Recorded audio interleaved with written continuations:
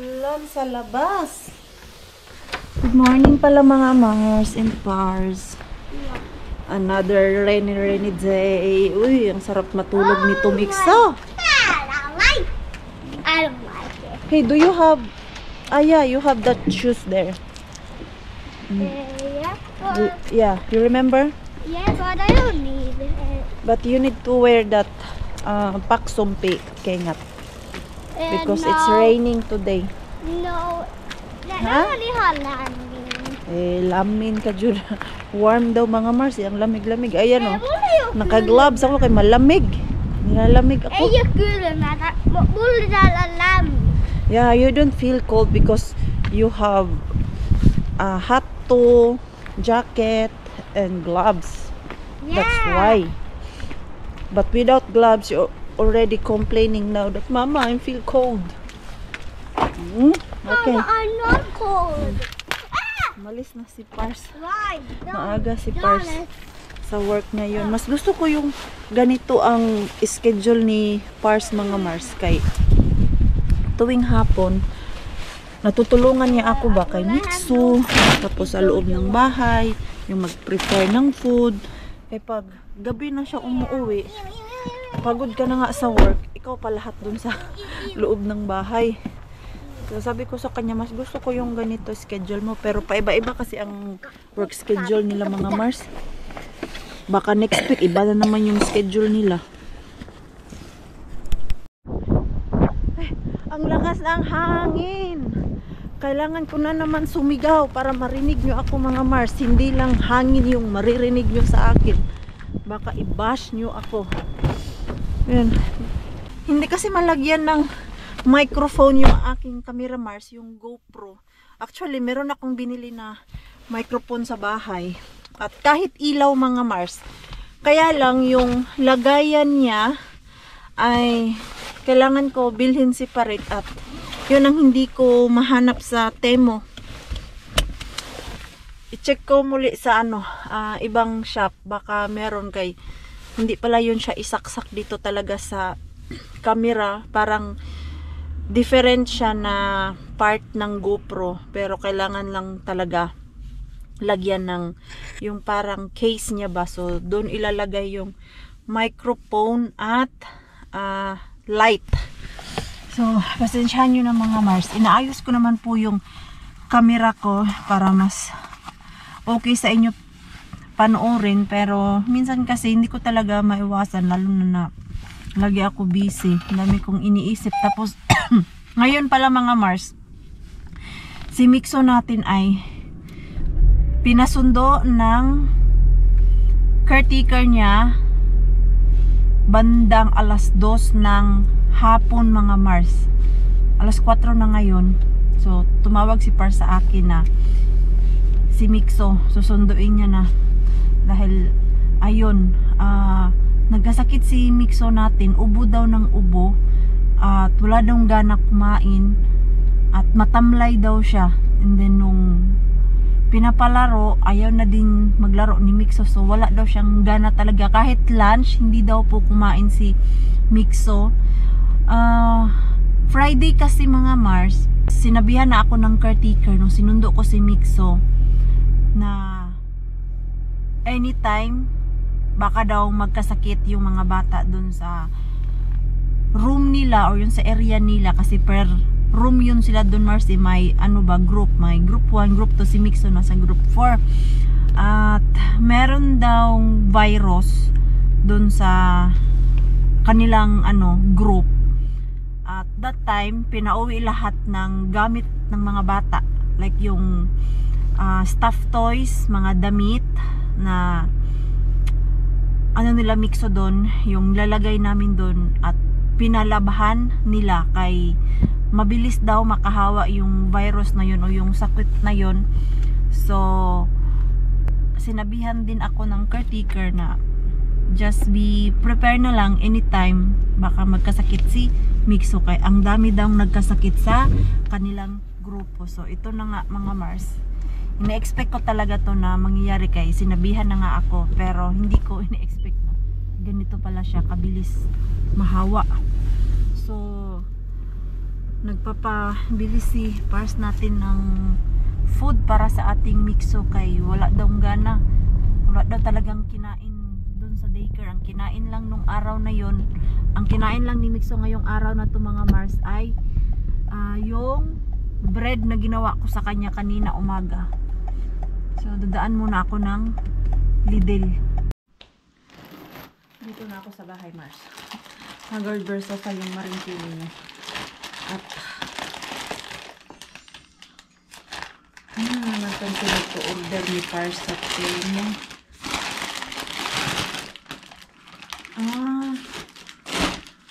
Casing. I think casing to ng kanyang cellphone. Casing talaga. Ayan, okay. Dito mga Mars, alam niyo po ba kung magkano yung casing ng cellphone dito? 40 euro mga Mars. Samantalang dun sa tawag niyan, dun sa Temo or sa Temo mo bibilhin to mga Mars, nasa halagang 5 euro lang. O diba, nakasave ka ng 35 euro. Ano itong pamili niya? Order siya ng t-shirt. Ayan. Nice. Parang meron siyang ganito. Dalawa na yung ganito niya. Binilhan ko din siya kasi dati nung nasa Pilipinas kami. Na-realize niya kasi mga Mars na tuwing summer, hindi maganda yung mga dark color na mga damit. Kailangan puti. So, na-realize niya. Kaya bumili siya ng mga t-shirt ng mga light color ba kayo. Kung napansin nyo mga Mars, yung mga damit ni Pars during summertime o yung mga t-shirt niya ay mga dark color. At yung last year na sobrang init, na high blood siya kay yung suot niya ng mga t-shirt ay puro dark color. Saan pala yung aking headset? Andun pala sa sasakyan. Nakalimutan ko Mars, kailangan ko na pala i-empty yung aking ukay-ukay. Ngayon ang last day nun, hindi na ako nag-add kay parang hindi na talaga yan siya mabibenta Mars. Tinawagan na ako ng second hand na kailangan ko na pick upin yun kay meron daw naka-reserve na magtitinda. At diretso na ako sa TVC Mixo mga Mars. Pinainom ni Pars ng gamot pagka-uwi nila galing sa daycare. Ito, naging hyper na siya. Pagdating ko kanina, parang walang sakit. Takbo-takbo dito. Kaya pinainom pala ni Pars ng Panadol. Dahil doon sa daycare kanina, sobrang masama daw yung kanyang pakiramdam. At ngayon, naging hyper yung ating Mixo. And so, I go empty the ukay-ukay. And then, I go to gym. Okay, 5:30 na eh. Bilis ng oras. Nagmamadali ako kanina mga Mars kay yung sumunod sa akin na nag-rent doon sa lamesa sa ukay-ukayan ay nagaantay na po siya. So hindi na ako nakapag-vlog.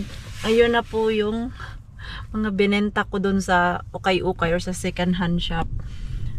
Kumita naman po ako. Tamang-tama lang na mabilhan ko si Mixo ng sapatos. So, isang bag pa din po siya kay the next day niya, nagdagdag kasi nga ako ng mga gamit namin. Ganoon pala talaga, pag nag-ukay-ukay ka, hindi ka talaga sure na mabibenta lahat yung tinda mo dun sa loob. Hindi lang po ako yung naglabas dun ng madaming paninda. Meron din yung sa kabilang side ko, na sabay kami na nag-display. Mas madami yung sa kanya, same size ng lamesa, tapos yung nilabas niya ay almost 4 bags din ng kanyang mga paninda. Kaya ayan, ang mga natira dyan ay pipilian ko, ipapadala ko sa Pilipinas, tapos yung iba naman ay siguro ilagay ko dun sa charity or itanong kay Ate Julie kung kailangan niya pa para dun sa papadala niya sa Pilipinas, yun sa balikbayan box niya. Ayan, so ganito po yung plan ko mga Mars, kasi nung last time na vlog ko Yung ini-empty namin ni Mixo yung drawer niya sa mga lumang damit na hindi na kasya sa kanya. At yung video na yon, nung nilabas ko, madami pong nang bash sa akin. Okay lang po yun na nang bash kayo sa akin. It's normal. Hindi po yun bago sa akin. Bago ko po yun pinost, alam ko na po na mababash ako doon dahil bakit hindi ko na lang ibigay, bakit binenta ko pa.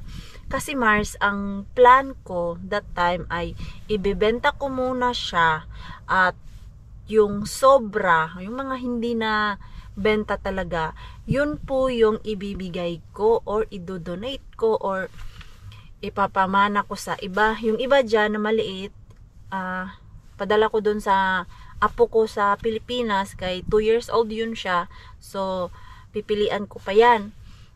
Yung mga basher kasi, inunahan nyo po ako that time sa mga plano ko na ganyan, bakit hindi mo na lang ibigay dun kay Ate Julie mo, bakit kailangan mo pa ibenta. May needs din po yung anak ko, at although nagtatrabaho kami ni Pars, hindi naman po agad-agad mabilhan namin si Mixo kasi nga yung sahod namin, yung kinikita namin mga Mars, minsan kulang pa po yun sa mga bayarin namin dito.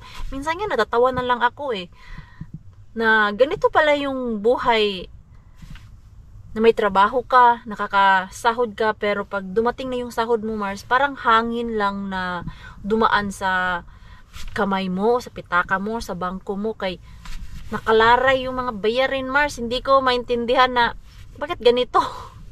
Yung feeling mo ang dami mong pera, pero pag nagbayad ka na ng mga bayarin, wala na Mars. Unting-unting nauubos yung sinasahod mo. Kaya kahit may trabaho kami ni Pars natin, our Mixo has own needs din po. At ayun, 4 season kami dito. Every season niya nagpapalit ng damit yung bata, at lalo na si Mixo natin na lumalaki siya sa ngayon na season, nasa size 27 yung paa niya, let's say. Tapos pagka summer, biglang lumaki. Yung mga sapatos niya dati sa summer hindi na kasya. So, kailangan namin siya bilhan ulit, lalo yung mga damit, mga jacket. So, ganun po yung plan ko mga Mars, na ibebenta ko muna yung mga maliit na damit ni Mixo, at yung sobra, yun po yung aking ipapamigay. Ngayon na hindi siya naibenta, I will share it to others. Ay, aanhin ko din naman po yan kung hindi nabenta, diba?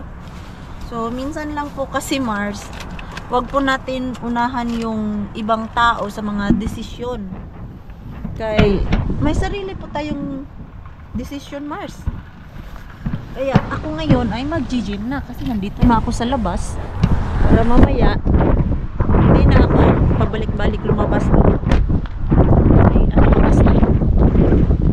Bilis ng oras So, ay hindi ko nadalhin yung camera Mars.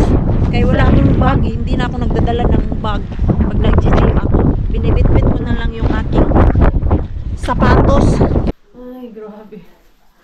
Nanginig na ako sa gutom kanina Mars. Sa dami ng ginagawa ko. Gutom is real. 2 oras lang naman ako dun sa gym kanina mga Mars. Pagkatapos ko ay nako, gutom na gutom ang akin. Bituka.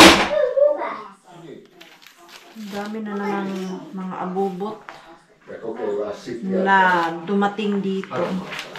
Pero mga advertisement kasi ito ganito Mars Hindi mo na akong magtingin-tingin nito kay ito pala. Hindi magtingin-tingin pero nasabit na naman. Hi, baby! Hi, Mama! Parang okay ka na. Kanina ba, nagpunta ako ng Lidl mga Mars. Yung chocolate na binibili ko dati ay nasa halagang 60 cents. Chinek ko kanina, nasa 1 euro and 30 cents. Nagmahal.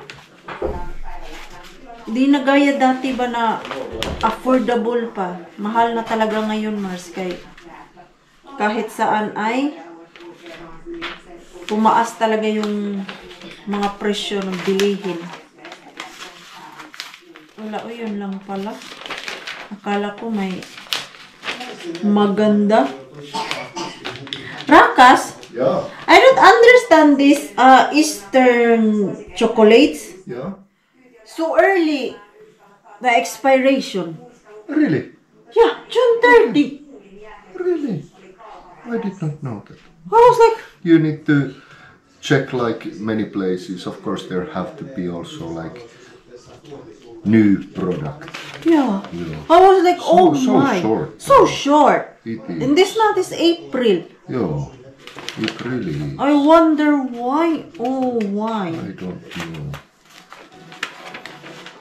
Because it's cheap, the price. The price is very affordable. Yeah, I'm sure, and there will be a lot of like for Yeah. sale. Like, now, 10 pieces of Kinder Egg. Yung Yeah. chocolate mga Mars, 9 euro. Used. Yeah, less than your. Yeah, less than euro a piece. Yeah. What? You can say? No.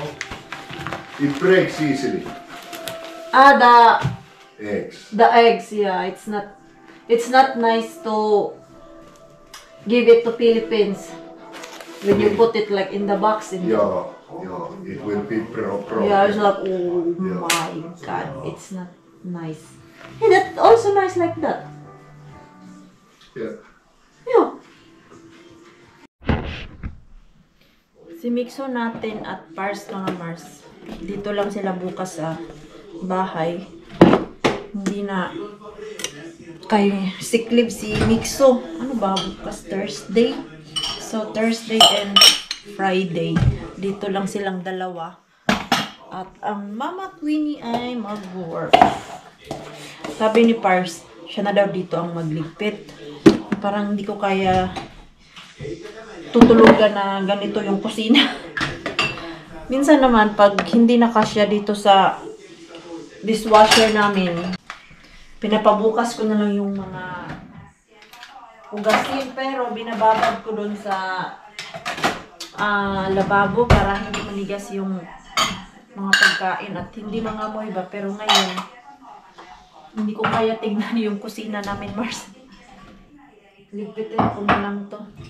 Basta si Pars andito sa bahay at ganito kakalat yung kusina. Lagi niyang sinasabi, hayaan mo na lang yan, ako na bukas. Asikasuhin niya daw yan bukas. Alam niyo naman tayong mga babae, hindi natin kayang pabukasan yung mga trabaho. Gusto natin agad-agad ay matapos, di ba? Taas po ang paa pag agree kayo mga Mars. Minsan na pagod ka na pero gusto natin matapos yung mga dapat unahin talaga ba. Naging hyper talaga to si Mixo. Pero ubo siya ng ubo mga Mars. Nabihan ko si Pars na pa-check up bukas si Mixo. Kaya baka may infection din yan. Dahil nga may virus dun sa nila, sa daycare. Mas mabuti ng mas sure. Pero naman kasi mga Mars, dito sa Finland, yung mga bata, hindi nila binibigyan ng gamot or antibiotic. At hanggang maaari mga Mars, iniiwas nila yung mga bata sa gamot. Pag ganyan lang, ubo, sipon, hindi rin nila yan binibigyan ng mga gamot. Kusa daw yung sipon at ubo ng mga bata mawala. Basta, lang, steam or sauna. Ganyan sila dito kaiwas pagdating sa mga bata, mga Mars. Sinigaya sa atin na madaming gamot para sa ubo.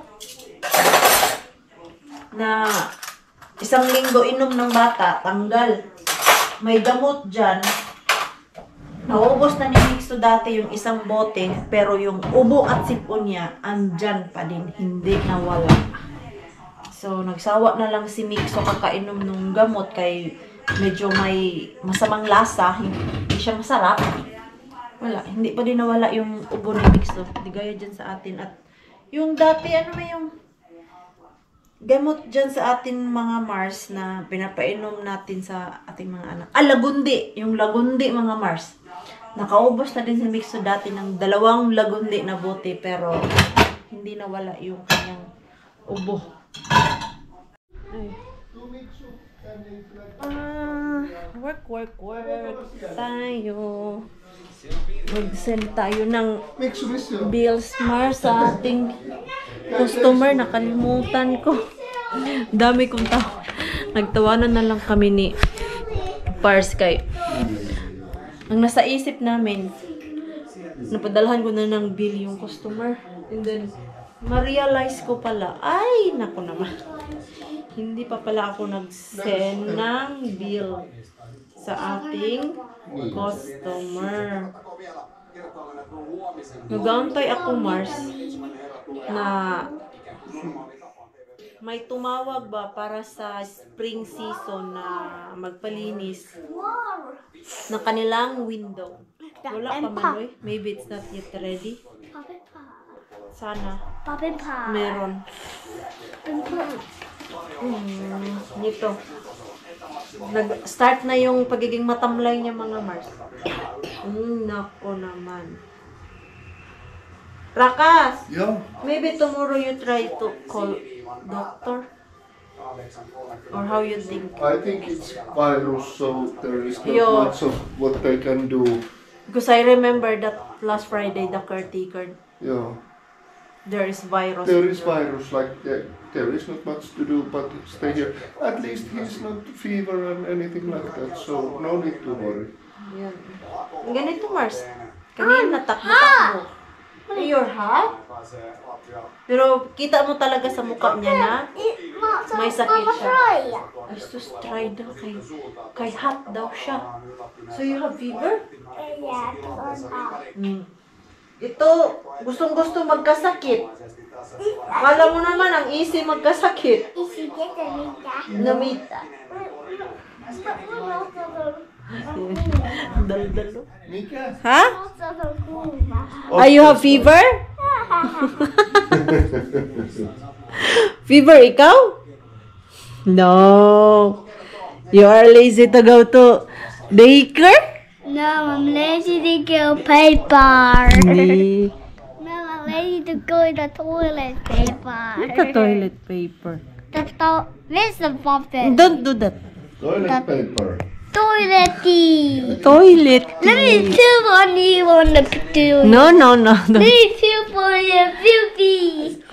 Hey, Let me poop on you. Put snacks because you're yalat ni Kilma. No. Yeah. Medyo malamig yung kanyang mga paa mga Mars. Tignan nyo mga Mars yung aking ginawa. Ang ganda. Yung picture namin dun sa birthday ni Bella ay ginawa kong wallpaper ng aking laptop. Bagay na bagay Mars, may babae. Si Bella lang muna yung aming baby girl ngayon. Sayang lang, hindi nakatingin si Bella. Okay, busy siya. Ano ba yung tinitignan niya dyan? May tinitignan siya dyan eh. Kaya, hindi siya nakatingin talaga sa sa camera. Ang ganda lang. Mag-anak na ako. Baka sakaling babae. In God's will, si Lord ang may nakaalam niyan, Mars. Kung pagbibigyan niya tayo. Galing na ako. Oh, get your popo. Ayan. Ay, ang bigat ng aking baby. Ayan. Pagod na siya mga Mars. Kaya siya na mismo yung nagyaya. Let's go to bed, Mama. And turn off na yung iPad niya. Ay, sus, yung rashes mo, oh. Did Easy put already? Yes. Okay. But it went off. Okay. Go to go to pee. But in my yaks, I'm a cabin, no? Siya kabit yun. Okay. Medyo parang mainit siya or muni-muni ko lang to. I will get your uyapu ko Wait. Asan ba yun? Pantulog niya. And I got a tree. Oh, ito. Nandito pala yung Tree in my hand. pantulog. Tree in my hand. luma. Kuha na ako doon ng bago. Papa. Pagod talaga siya. Usually naman, lumalaban yan pag gusto niya manood ng iPad. Pero ngayon, sabi niya, can we go to bed na? At ayaw niya, siya lang mag-isa or ako. So, niyaya na si Pars na, can we go to bed easy? Gusto niya na kami dalawa ni Pars. Pag naglalambing yan siya, alam mo talagang masama yung kanyang pakiramdam kaya naglalambing sa amin. Here's the batet. Ay, charge mo na ako ng ating cellphone na pang edit. The next day. Ay, puyat-puyat na naman talaga. Basta si Mixo natin may sakit. Mga bandang alas 4. Grabe, tumaas yung init ni Mixo. At pareho kaming tatlo, walang tulog. Pero ako yung lugi mga Mars kay my work today. So yung dalawa maaga nagising kay hindi na rin sila makatulog. Nakaubo ni Mixo. At si Pars natin, tuwing ubo din ni Mixo, nagigising siya. Sabi ko, ako lugi talaga nito kayong dalawa, pwede kayong mag-nap. Mga bandang alas 11 after nyo kumain ng lunch. Pero ako, kailangan kumayod. Si Pars kasi ang kumuha ng sick leave ni Mixo mga Mars. Pag siya ang magbantay kay Mixo, hindi niya kailangan pumunta ng health center or clinic para kumuha ng medical certificate. Hindi gaya sa akin na pag ako ang magbantay, kailangan namin magpa-appointment doon sa doktor talaga mga Mars. Yung boss ko o yung company ko, ayaw nila yung ganyan na tawag-tawag ka lang. Gusto nila may ebidensya silang nakikita. At ang dami kong lilinisan ngayon. May 22 rooms ako mga Mars. Tapos may 2 family room. Oh my God. Yung family room talaga ang pinaka ayaw ko. Pero meron namang may change ng beddings. Hanggang lang din siya. Alas 12 kasama ko. Tapos mga bandang alas 12:30, doon na naman siya sa kabilang floor para tulungan din yung iba kay kunti lang kami ngayon. Hindi ko to maintindihan to namin, company. Pag sobrang daming rooms na lilinisan, almost 100 yung rooms ngayon, kulang trabahante. Pero pag kunti lang yung work namin, ang dami namin dito sa workplace. Yung mga ka-workmate ko, yung iba, nagre-reklamo sila pag ganyan kay hindi kaya madali. Naglinis ka ng 17 rooms, ikaw lang mag-isa. Ako muntik na akong umiyak niyan Mars sa pagod. Prepare ko lang muna yung aking gamit para makapunta na ako dun sa floor ko. Buti na lang mga Mars, may partner ako today kahit mabilis lang natapos. Pero hindi pa ako nakakaulit nito kay may 3 rooms pa doon na ang dami pa nilang hindi nalinisan. After ko dito sa sarili kong floor, kailangan kong tulungan yung 6 and 7 floor. Mag-change bedding lang sana ako, kaya lang meron na dong nag-change ng beddings. Ang kailangan ay ang maglinis ng kwarto.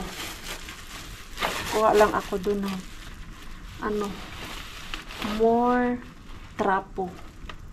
Kay ubos na yung aking trapo. Kawawa yung mga muka doon ng mga kasama ko kay nag-start sila na sila lang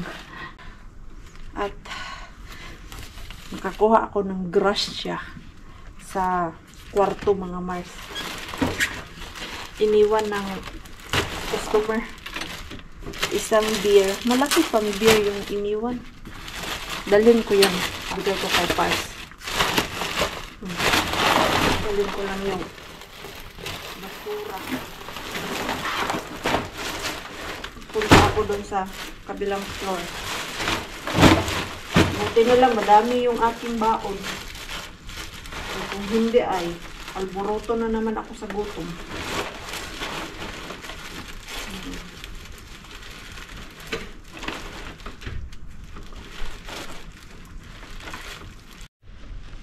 Alright. Ako'y bababa muna. Kuha ng more trapo. Busy day. Pero, namiss ko kayo. Bigla ko kayong namiss, mga Mars. Sabi ko, ay makapag-vlog nga. Inuha ko yung camera dun sa baba. Ito, mga Mars, oh. Ito ang iniwan ng customer. Parang 500 ml to. Yung half. Asan man yung ano nito? Ayan, mga Mars. 56.8 CL. Ano nga yung CL? Nakalimutan ko na. Ayan. Nagbinobo na naman to si Mars. Dapat kanina ko pa yan hinatid doon sa baba. Kay may ref. Pero malamig naman dito sa hallway ng hotel. Baba ko to para hindi ko na makalimutan. At the same time ay punta ko dun sa 7th floor.